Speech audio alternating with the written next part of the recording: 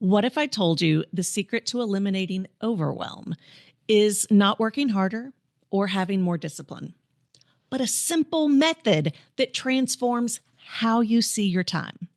Today, former patent litigator Kelly Nolan is joining me on the show to share her exact method that she uses with busy professionals such as doctors and lawyers and executives. They all swear by this system. And if it can help them stop feeling perpetually behind, it can help you too. Hi, I'm Heather Hubbard. I went from being a lawyer and partner at one of the largest firms in America to becoming an online personality and successful entrepreneur. I know what it takes to rise to the top.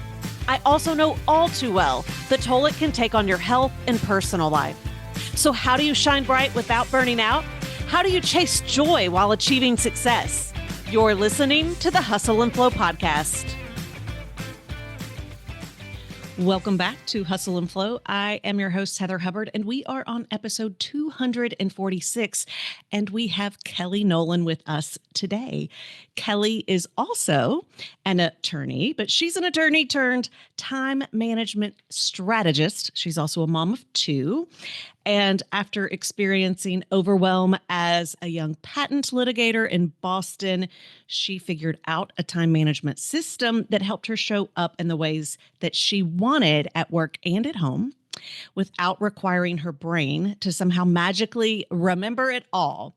And so that's how she started the Bright Method. That is her time management system. She also has a podcast that is named that. You may have seen her in Bloomberg Business Week, Forbes, Fast Company, Insider, and Parents. Kelly, welcome to Hustle and Flow.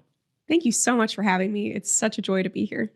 Well, my first question is related to you being an attorney, because we have a lot of people listening who are attorneys, and they're all going to want to know, and I want to know because I don't actually think I know the full story. What made you decide that you wanted to leave the practice of law to be a time management strategist full-time, to start your own business? Sure thing. So I had wanted to be a lawyer since sixth grade when I read my first Grisham novel.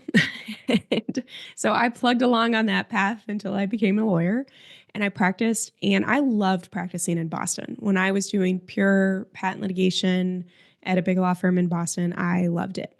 But I fell in love with my husband, who was then my boyfriend, and he got placed out in San Diego for residency. So we moved to San Diego, and I was doing a little bit more like general commercial litigation there at a smaller firm. I wanted to see, even though I had loved practicing in Boston and big law, I kind of looked around at the partners and was like, I don't really want to do the partner role. I actually really loved being an associate, and I didn't really want to do business development, all that kind of stuff. So I was like, let me see.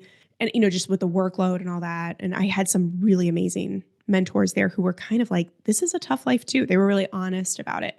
So I was like, let me see if I can make a smaller firm work for me. And candidly, I found it to be more difficult, less money, and harder. And I really was unhappy practicing in California. The tricky part is it wasn't strictly limited to the firm. I don't want to throw that firm under the bus. It was also more, I found Southern California to be a really tough litigation market. I think that there are more attorneys, so there's less accountability. In Boston, in the patent litigation world, it felt like a lot of, you can't burn bridges. You're going to see each other again. Where in Southern California, it was like, I'm never going to see you again. So I can be a jerk if I want to be. And I'm from Minnesota. That really, the scorched earth litigation was not my approach. But long story short, I was very unhappy, could not figure out what else to do, knew that going to another firm wouldn't solve it in Southern California.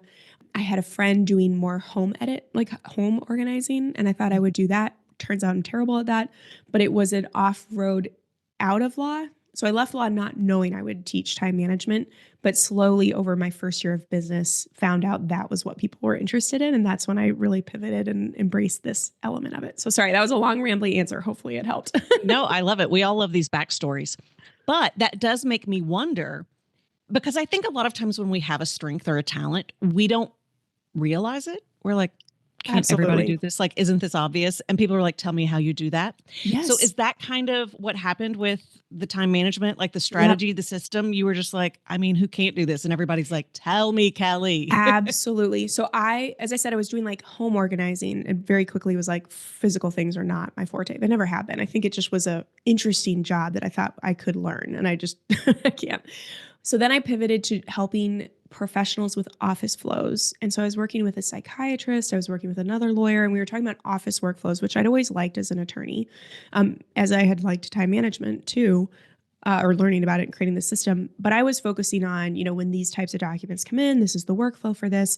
And I would leave and I would come back after, a session, second session, and they would say, these are great, but they fall apart when you leave. And I was like, well, all these systems require time to maintain and use. How are you protecting time for them? And they're like, what do you mean? And I was like, well, where are you organizing your time? And they're like, well, a little here, a little here, and my tab, I'm like, how do you know what to do every day? Well, a little here, a little here. Very understandable. I had been like that. And I was like, well, let me show you how I do my calendar with all the tasks I have to do, all the events, like everything that requires my time is laid out in my calendar. Let me show you how to do it. And both of them at separate times were like, now this is interesting. And I was like, really? Like, candidly, I thought I had created a system to help me get to where everybody else already was. And so it was the Ah, first time I understood, oh, people feel like I felt and are mm. interested in this. And so that's when I started teaching it. So, I mean, I know that you have like, there's no way in like a short amount of time you can explain the entire Bright method system, but can you give everyone a high level overview Sure of thing. what that is? Sure thing. So, to be clear, I was a paper planner lover through law school. Becoming a lawyer really pushed me into the digital world, but I went unwillingly. But I started really understanding the value that digital calendars can bring. And when I say digital, I mean Outlook, Google, Apple, any of those. And so, what the Bright method is leveraging a digital calendar system with smart strategy. So, we have the tools, but we don't always know the strategy of how to do it.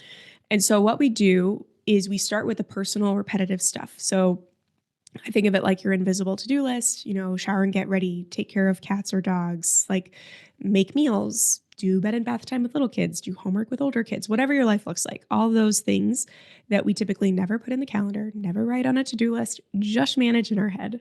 And they weigh us down and they take up hours of our day. And so when we don't account for them, we already have a skewed perception of what our capacity is to do work. So that's where we start. We get all of those things out, lay them out in the calendar, go through a lot of strategies to make that less overwhelming. But that is a beautiful part of a digital calendar is you say like every Monday, Wednesday, Thursday, I tend to do this. Every, whatever the other days were that I already forgot, I tend to do this.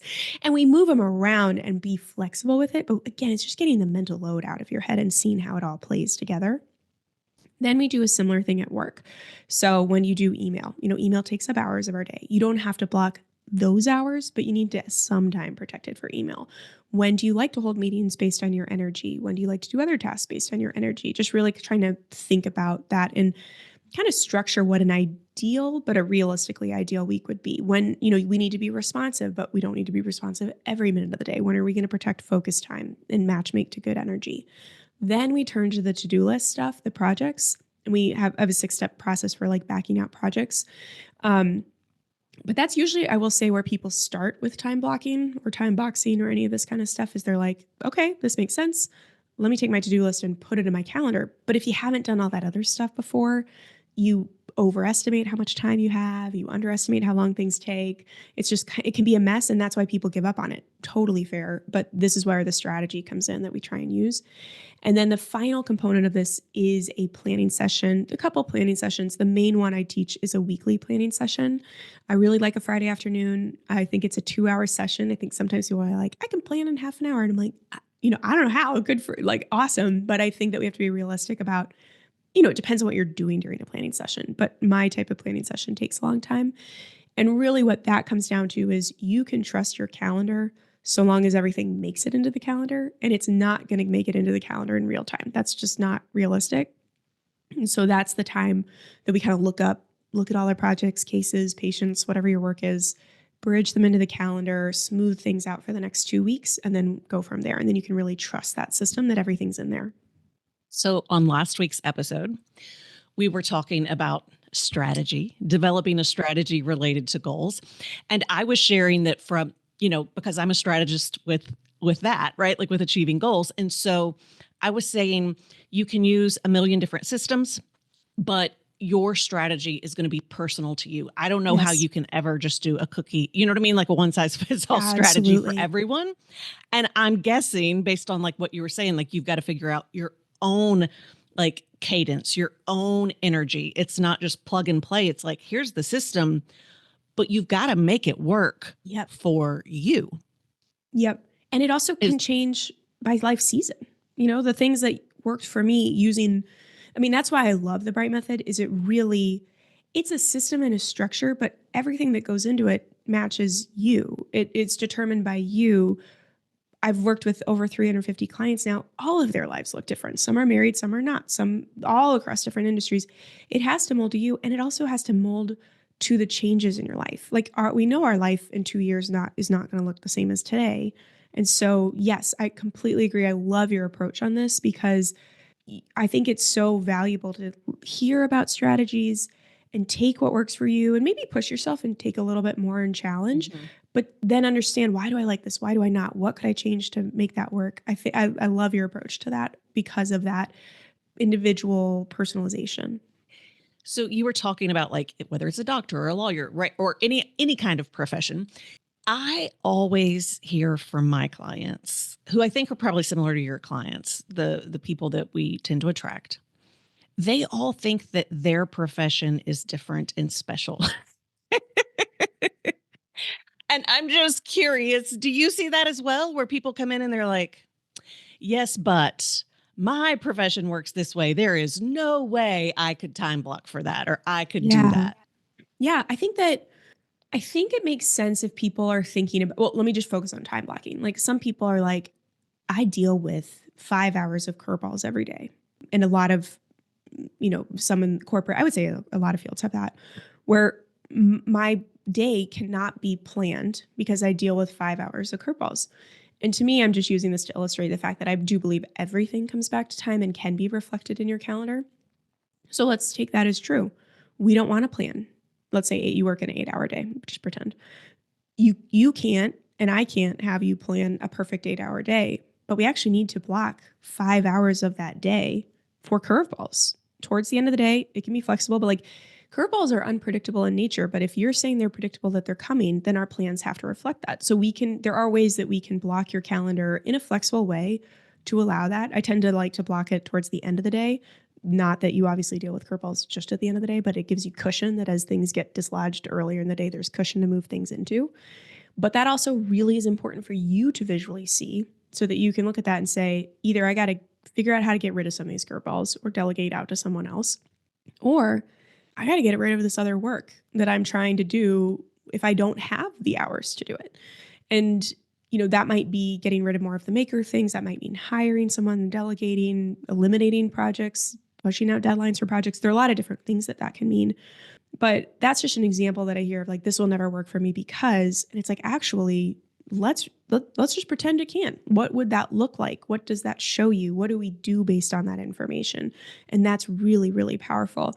I do believe that industries are different in their pain points. Corporate on the whole, I hear meetings all day long. So we have to troubleshoot that.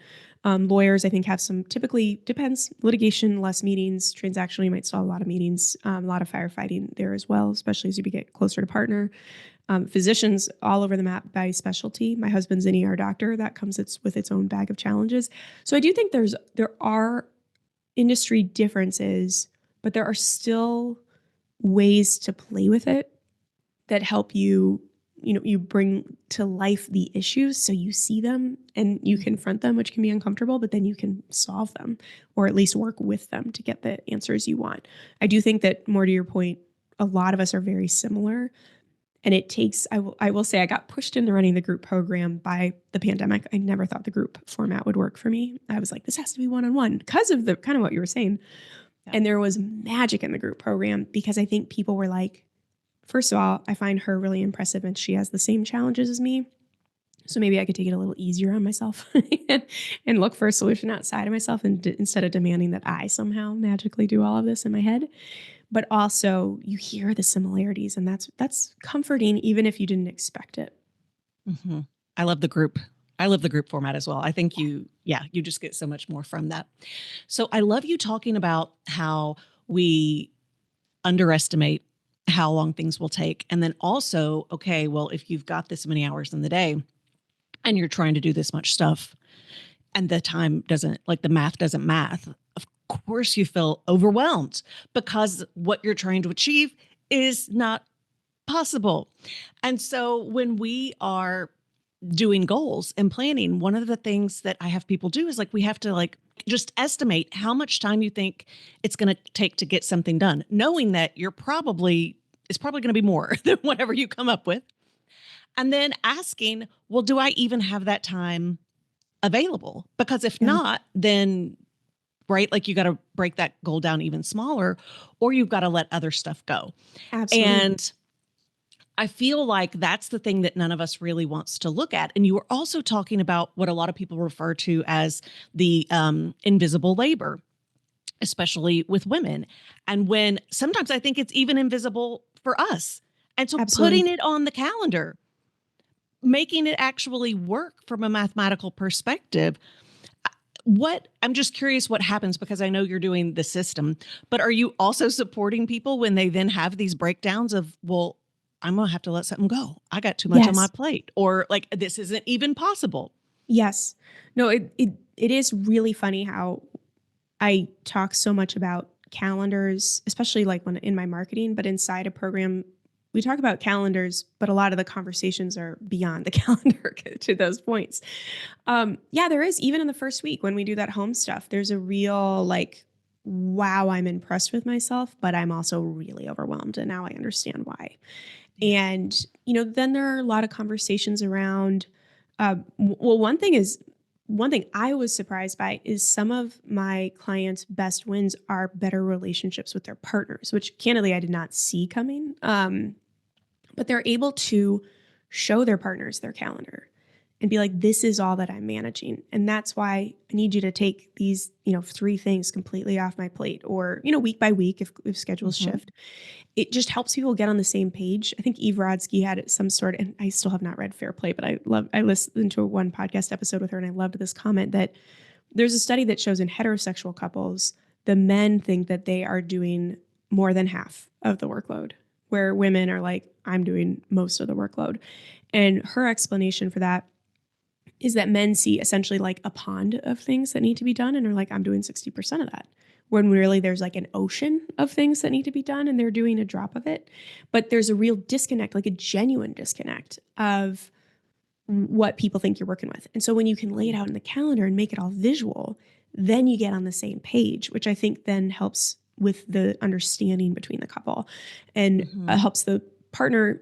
And again, I say this in like typically heterosexual couples, the male partner understand, see, and want to help. So that's a really big one that I did not fully expect when I went into this. Other things though come down to outsourcing, letting things go, as you said. There's a lot of your creativity things, just even like simple things. I know this sounds silly, but yeah, when you realize, okay, I'm trying to do an hour and a half of things in an hour every morning. Okay, I could go with the like totally traditional productivity advice, the get up earlier, or I could start getting creative. Like, do I shower at night instead of the morning? Do I shower twice a week instead of every day? Like silly things, but silly things that really matter. And so there's just a lot of different things that can come out of this, but I think there's also a real appreciation for how much we are doing, to your point, because I often think that especially the women you and I work with, there's like I didn't do enough today, and it's like no, you're just not appreciating all that you did do. Yes.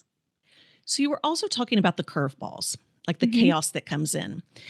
So that could be from clients, but it could also be from children, just lots of interruptions. And I'm curious how you approach that. Do you have thoughts around, like, do you do the blocking? Do you do boundaries? How do you deal with interruptions throughout the day? Do you have thoughts on that? Yeah. So one thing you can do is I'm still a paper and pen lover. Like I still have legal pads all over my desk and like write things down Same. all the time, even though I love a digital calendar. I would have a list going of what are the curveballs, because sometimes we just don't even know. Like we know that they're happening, but we don't know what they are. If it's in the work context, I do recommend guessing how many hours of curveball, or half an hour of curveballs, 2 hours, 3 hours, whatever it is of curveballs you deal with every day, and starting to block your calendar. Obviously, you have things in there already. It's not going to be perfect right away, but over time, you might then start building in the cushion you need. And then we can play with the amount of cushion over time. But let's just start with the like more conservative planning for yourself approach. And then kind of look at what are the patterns of curveballs. If it's certain things at work from certain departments, how could you get ahead of those? If someone drops fires in your lap every day at 3 o'clock, realizing that and reaching out to them, Tuesday morning and saying, hey, do you anticipate needing my help on anything this week? If so, I need it by noon. Or even just not even saying that deadline, but getting the ball rolling in their head earlier so they're not dropping it on you so late. If it is kid stuff, that is never going to be solved perfectly because it's so hard. But really thinking about if you can issue spot the patterns. For me, January post holidays is typically a mess. Mine actually was okay this year, knock on all the wood, but it's historically hard when you live with little kids. Everyone, the whole country shuffles up for the holidays and then brings everything back to your daycare or school. And so it's a tough one. So like maybe try not to plan big deadlines in January, or even early February could be big. Another one I do, if you have a home partner with kids, is proactively coming up with some sort of rhythm. And people get so creative here. These are like crowdsourced ideas from clients and just people I talk to on Instagram. But really kind of, well, let me just take a step back. What I do, my husband's an ER doctor. I don't plan for things like this, like podcast interviews, presentations, anything like that, unless my husband is available for backup. So he's not asleep after a night shift or he's not working. Not everybody has that, but you could really kind of try and think, how would I schedule my most important things when I have backup, whether it's a partner or someone else, and then figure out how to do that. So I've had some clients who like the mornings versus afternoons, they'll split as backup. They're like on backup, whatever partner is there. If a kid comes home, one has mornings, one has afternoons. That helps you plan those most important meetings for those periods of time. Other clients will do weeks on, weeks off. I've heard less of that lately. Other people will say the person with the most flexible job takes the first day, and then the less flexible parent takes the next couple days, because they have more time to clear their calendar and aren't, canceling meetings day of. Really what it comes down to is thinking, and that might not work for everybody, but to the extent we can, like, what are the actual curveballs you're dealing with, and how could we alleviate stress and build in some breathing space? And then if they don't happen, awesome. And bonus time, or not bonus, because you probably planned other things, but just not the most important things. But it just allows for an embracing of reality. And then we can get creative around it instead of being surprised every time it happens and scrambling. So perhaps not a curveball, although I think sometimes it can create chaos. How do you feel about like email and notifications and text messaging and social Yeah. media, just all of the distractions that can constantly interrupt us throughout the day? Yep. I really kind of parse them by the issue. So, social media, I personally love Opal. It's an app that can block you out of your social media. Like and you could even do it with other apps on your phone. You select which apps it blocks you out, and you cannot override them. So that's huge, because often you can just like, go by the notifications. I do that every night from 8 p.m. to 5 a.m. And that's huge for my mental health. Just understanding, I heard someone else say this. It's like Silicon Valley against you. And like, you shouldn't, you have to really think about, these are designed to be addictive. I know we hear that. So just embrace that reality. I'm all about like embracing the realities, and still, how do we want to get to where you want to go? And if you need an app to lock you out, there's no shame in that. That's smart to do. That's smart to take advantage of these tools out there. When it comes to email, it really depends on the industry. I really like taking a beat and saying, what is an okay response time? Because often, and if you're not sure, talk within your team. Often we self-impose shorter response times than company. If company for the companies out there that do have policies, it's usually like a business day. And so Mhm. we're like, but I need to, it needs to be 2 hours. And it depends. You might be working in an environment where it is, but often it's not. And what I will say is when we join workforces, we are told to be responsive to make everybody's else's life easier. Like I remember that meeting my first as a first year Yeah, in my firm, like your job is to be responsive and make it everyone's life easier. And that is valid when you first join a place. it is. But as you get more senior, your value is about being smart, being creative, having strategy, and like you need time to develop that. That is, but no one tells us that. So we stay in that responsive mode because we've been like patted on the head for doing it and told to do it, and it's served us well, and that's great. But we now need to move out of it, and you need to take that. Like no one's going to come by and tell you to. And so really just getting intentional around what's an okay email response time, and then use that to inform how long you think you can go out of email. For a litigator, I think you could go out of email frequently. For a transactional attorney, I totally get that it's more like there's a lot going on in the email inbox, but could you set a timer for 45 minutes and go dark? My guess is you've done that on flights, you've done that for other people in meetings. Do that for yourself, set the 45-minute timer, let it run, and then you can go back into email. But it's just, again, understanding what you're working with and not just assuming you have to stay in that reactive mode and figuring that out. One of the other things you said is notifications. I mean, just really absorb notifications. Entire purpose is to interrupt what you've decided to focus on, and turn to something else that your phone decided you should focus on. And so be very stingy with what you give that power to. I think I have text messages, but they're silent. Phone calls I do keep on because I have little kids. Maybe that'll change eventually in life. Probably not with kids. But just getting those are things that I'm intentionally deciding to allow to interrupt me. Everything else, no. No news. I will check the news and read it when I'm ready. I do not need a very emotionally hijacking thing, especially in this political climate that can send me into a tailspin. I don't need that. There's no value in knowing that in real time. I will find out in 2 hours and no one, it will not affect the trajectory of our country. Social media, same thing. No notifications for that. Just like being really stingy about what you give that power to. I love that phrase. Be stingy. Be Yeah. stingy with what you give power to. I mean, I totally agree. I think the biggest mistake that I see people make when they don't have enough time to achieve something, it's generally because they have allowed all of these things that are addictive to take over more time than they realize. And Mhm. it's not just the amount of time in total, it's the amount of times that it distracts you and gets you, right? Like you're no longer focused on what you were. And that is just such a time vampire suck, Yeah. And I just Can I think people don't realize it.